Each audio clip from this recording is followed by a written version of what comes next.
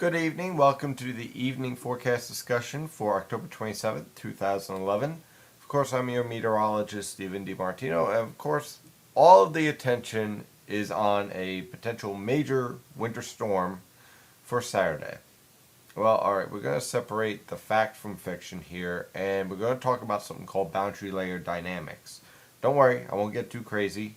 It won't be as thorough as what you would have with the premium discussion, but I think you'll get the gist of the idea here. So here we are with the latest radar as of 9:48 p.m. And you can see our rainfall is departing as our low pressure system is exiting. We actually have a little bit of bright banding with a little bit of snow popping up at times over portions of southern Connecticut. But really, I'm not getting any observations of actual accumulation of this snowfall.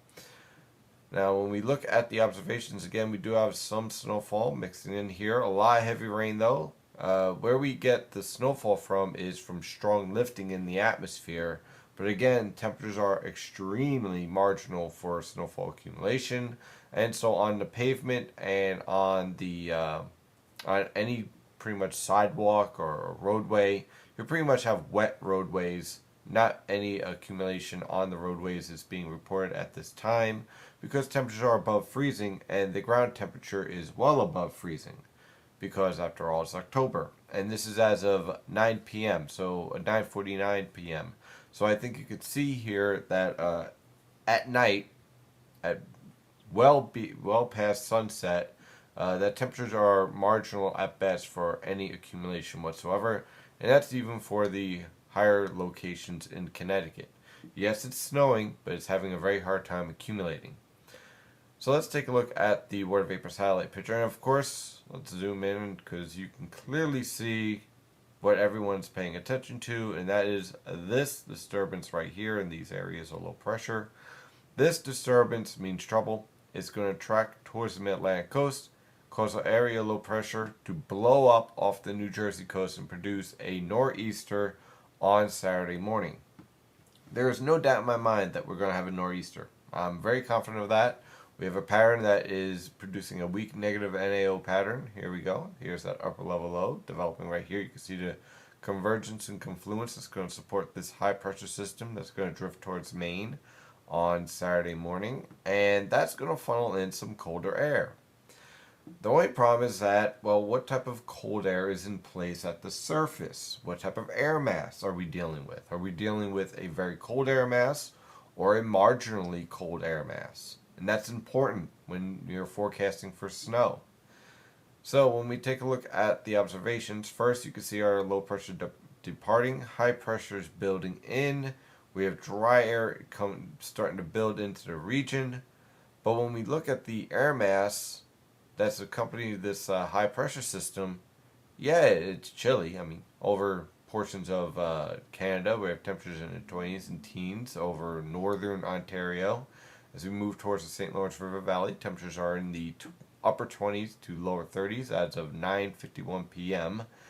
And over portions of interior New York, temperatures are in the 30s. Sure, it's cold for October. That's the key. It's October. Temperatures are marginal at best, even in portions of the Hudson Bay. Southern portions of the Hudson Bay, temperatures are marginal at best to support snow or snowfall accumulation. So that's the key here.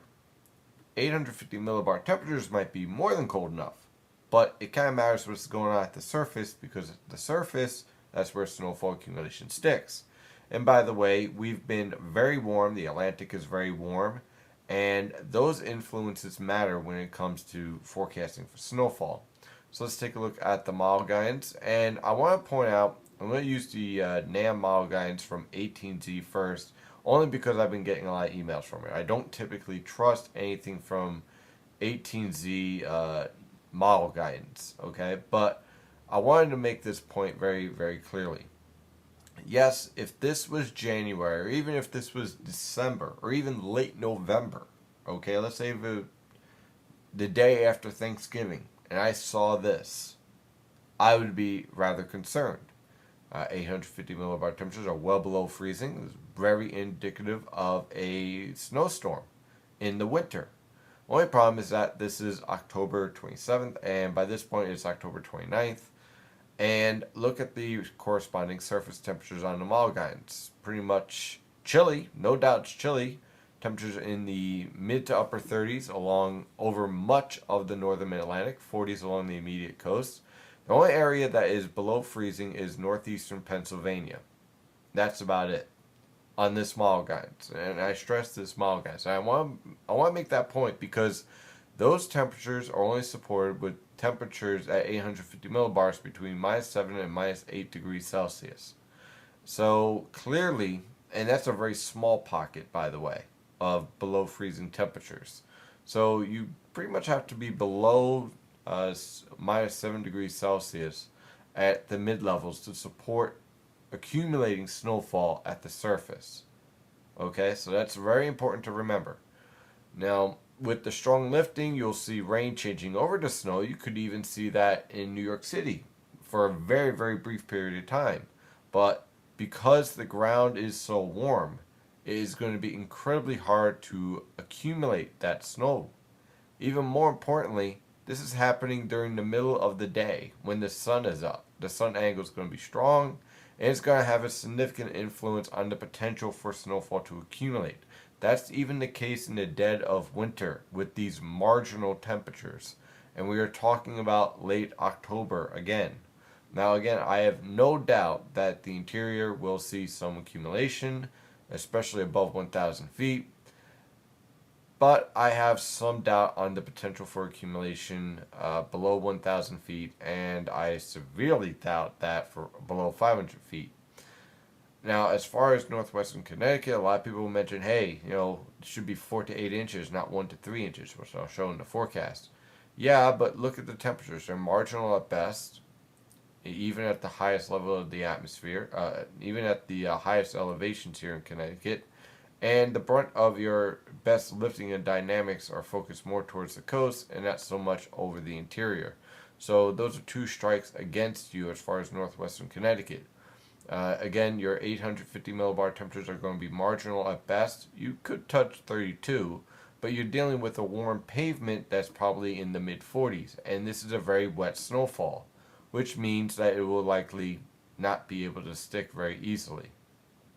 Looking at the SREF guidance, moving into Saturday, let's get in there. And again, marginal temperatures at the mid levels, more than cold enough, but at the surface, marginal at best. Okay, and this is by late Saturday night into Sunday morning. See widespread below freezing temperatures over the interior, but by then the precipitation's gone. The AVN or GFS Malgines, again, same thing. If this was the dead of winter, this would be a major snowfall event for many locations. Many locations. With the exception maybe of Atlantic City, this would be a heavy snow event for New York City and Philadelphia. Only problem is that it's not the dead of winter. It's late October. And this means heavy rain, possibly mixing with a little bit of snow, no accumulation along the coast. And again, higher elevation snowfall will be possible. Want to go another? Okay, how about the European guidance? It's the same thing, same situation. Marginal temperatures at best. And the European model guidance at 850 millibars is even a bit warmer than what you're seeing on the NAM and the GFS. So that even lessens the potential for accumulated snowfall. Finally, let's look at the MOS guidance. And you can see that, during this time period of the storm, temperatures in Connecticut are marginal at best. As you move down towards, let's go towards northwestern New Jersey.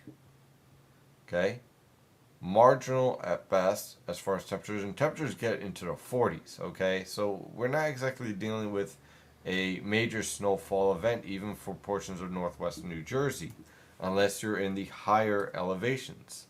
Let's go to northeastern Pennsylvania. And again, here, temperatures are marginal at best, okay? So we're not dealing with a Arctic air mass. We're not dealing with a widespread Arctic air mass that's going to allow temperatures to stay below freezing and thus snowfall accumulating at will. So here's the forecast. Periods of rain, heavy at times, winds strong 15 to 30 miles per hour on Saturday. A few flurries might mix in. Don't blink, you might miss it. no accumulation whatsoever. Now that is for all of the Philadelphia metropolitan area, all the New York City metropolitan area, much of Connecticut with the exception of the higher hills in northwestern Connecticut, where, by the way, the precipitation shield will be cutting down a bit because of dry air advancing in, and also the coldest 850 millibar temperatures will be focused more towards Poughkeepsie than northwestern Connecticut, which again leads to very marginal temperatures at best at the surface. So what I'm expecting in these areas from basically interior southeastern Pennsylvania, including Reading, on through portions of northwestern New Jersey and western Connecticut, below 500 feet, mostly rain, not much of a threat. Above 500 feet, rain mixing with and at times changing over to snow, accumulations of a trace to an inch, likely on cold surfaces. Some locations in some mesoscale banding might push 3 inches, but that's going to be pretty rare. And then as we move into interior, we're talking about northeastern Pennsylvania, like Scranton, Wilkes-Barre, Hazleton, Mount Carmel, up towards Poughkeepsie. Again, these are the areas where 850 millibar temperatures are -7 to -8 degrees Celsius, which will support temperatures anywhere from 33 to 31 degrees this time of year. Again, in the dead of winter, it would support temperatures in the mid-20s. See what I mean? Major difference. Below 500 feet, rain mixing at times with snow, little if any accumulation. 500 to 1,000 feet, 1 to 3 inches of snow. The rain will be changing over to snow. Cold surfaces are likely to see accumulation. Very difficult for accumulation on the roadways. And over 1,000 feet, rain changes into snow. Snowfall accumulations of 3 to 6 inches, possibly locally higher. This is going to be a very wet snowfall. So don't be surprised if you see some power outages and some downed trees. So that's the forecast, and that's the reasoning behind the forecast. Again, the time of year of these storms is very important. If you have one of these factors off, you have all the snow falling in the air, but it isn't strong enough to cool the boundary layer, the surface, and therefore it's hard to accumulate the snowfall. So that is the forecast. I'll continue to keep an eye on this developing storm and issue updates when necessary. I'm your meteorologist, Stephen DiMartino. Of course, you can follow NYNJPA Weather at nynjpaweather.com and NYNJPA Weather on Twitter and Facebook.